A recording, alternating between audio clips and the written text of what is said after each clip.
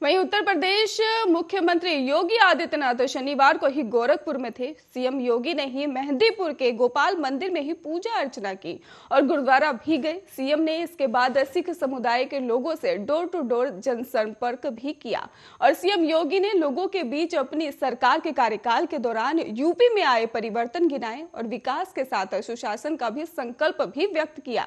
CM योगी ने कहा कि परिवर्तन के लिए प्रदेश में एक लंबी एक्सरसाइज चली है और प्रयास के सब कुछ हो सकता है। उन्होंने कहा कि पहले गोरखपुर को हीन भावना से देखा जाता था, अब बदलाव आया है। सीएम योगी ने कहा कि कुछ लोगों ने यूपी की पहचान खराब की, अब जाकर सुरक्षा का वातावरण मिला है, विकास हुआ है। उन्होंने कहा कि हर तबके का सम्मान हुआ है।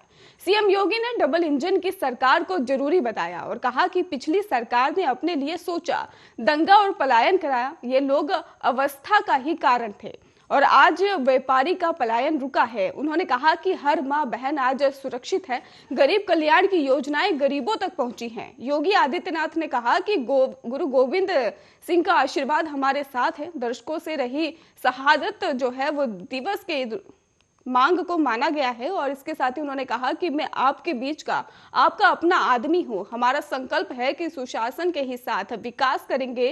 उन्होंने लोगों से अपने मताधिकार का भी उपयोग जरूर करने की अपील की और उन्होंने कहा कि भोजन के बाद पहले मतदान।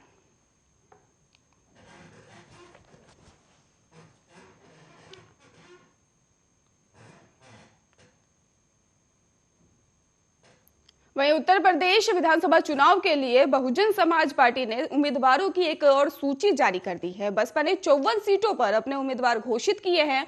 बसपा ने मुख्यमंत्री योगी आदित्यनाथ के खिलाफ भी ख्वाजा शमदुद्दीन को भी उम्मीदवार घोषित किया है। ख्वाजा गोरखपुर शहर सीट पर ही सीएम योगी को चुनौती देंगे। बसपा की इस लिस्ट में ही गोरखपुर के साथ ही कुशीनगर, देवरिया, बलिया, अंबेडकर नगर, बलरामपुर, सिद्धार्थनगर और बस्ती जिले की विधानसभा सीटों पर उम्मीदवारों के नाम का ऐलान किया गया है।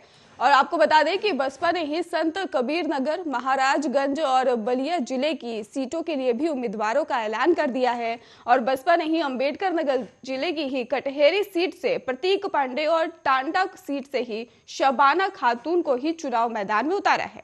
आपको बता दें कि बसपा ने गोरखपुर की ही सीट पर ही चंद्र प्रकाश निषाद और पिपराइज से दीपक अग्रवाल, गोरखपुर ग्रामीण सीट से ही दारा सिंह निषाद को टिकट दिया है।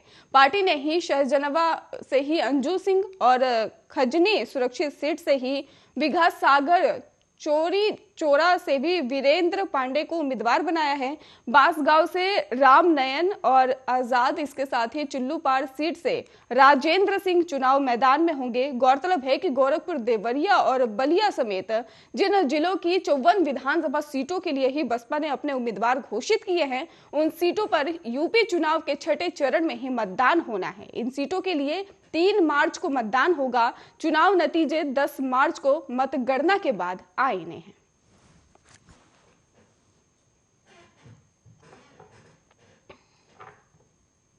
यूपी और पंजाब समेत 5 राज्यों में विधानसभा चुनाव के बीच मायावती की पार्टी बहुजन समाज पार्टी के सांसद मलूक नागर ने लोकसभा में कहा कि प्रधानमंत्री नरेंद्र मोदी इतने सूक्ष्म स्तर पर जाकर काम कर रहे हैं कि उनकी कोई काट नहीं है।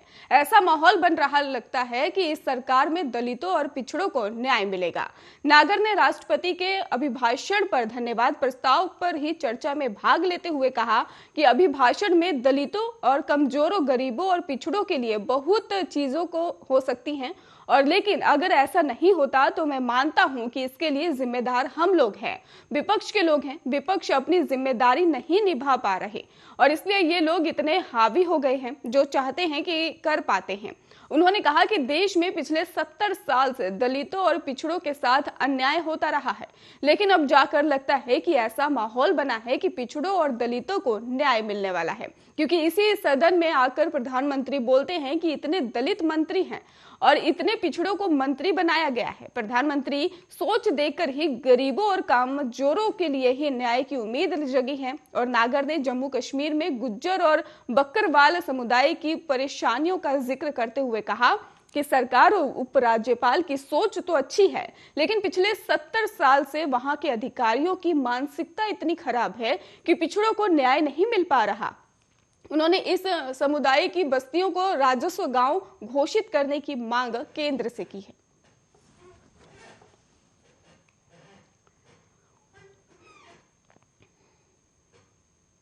ओवैसी की कार पर गोली चलाने के मामले में हापुड़ पुलिस का दावा है कि आरोपी सचिन और शुभम ने जान से मार देने की नीयत से गोली चलाई थी। एसपी ने आपको बता दें कि जानकारी दी है कि आरोपियों ने पूछताछ में बयान दिया कि दोनों ने ओवैसी को जान से मारने के मकसद से गोली चलाई थी। हालांकि भागते हुए गोली चलाने के चलते गोली कार के निचले हिस्सों पर ही जा लगी। ओवैसी का फायरिंग के मामले में ही पकड़े गए आरोपी सचिन का कबूलनामा सामने आ गया है। सचिन ने पुलिस को बताया है कि उसने ओवैसी की पार्टी के प्रत्याशी से नजदीकी बनाई, जिसके बाद सबसे पहले मेरठ और फिर किठौर की रैली में ओवैसी की हत्या करने की कोशिश की, लेकिन भीड़ ज्यादा होने के चलते वो उस दौरान सफल नहीं हो सके, जिसके बाद उन्होंने टोल प्लाजा पर हमला किया। और सचिन ने बताया कि ओवैसी ने पहली गोली चलाते हुए देख लिया था, जिस कारण वो कार में अंदर नीचे छिप गया, इसलिए उन्होंने कार के नीचे गोली चलाई। सचिन ने बताया कि उन्हें लगा कि वो मर गया तो हम भाग गए और पुलिस के मुताबिक आपको बता दें कि जांच के दौरान ही ये खुलासा हुआ कि सचिन ने मेरठ के रहने वाले आलिम नाम के शख्स से पिस्टल भी ली थी। और पुलिस का कहना है कि आलिम को इनके इरादे की जानकारी नहीं थी, ये क्यों पिस्टल लेकर जा रहे हैं। और पुलिस के मुताबिक जांच में इस बात का खुलासा हुआ है कि हमलावरों ने उसी पिस्टल से ओवैसी के काफिले पर फायरिंग की थी जो आलिम से ली गई थी। पुलिस ने हथियार मुहैया कराने के मामले में आलिम को हिरासत में ले लिया है।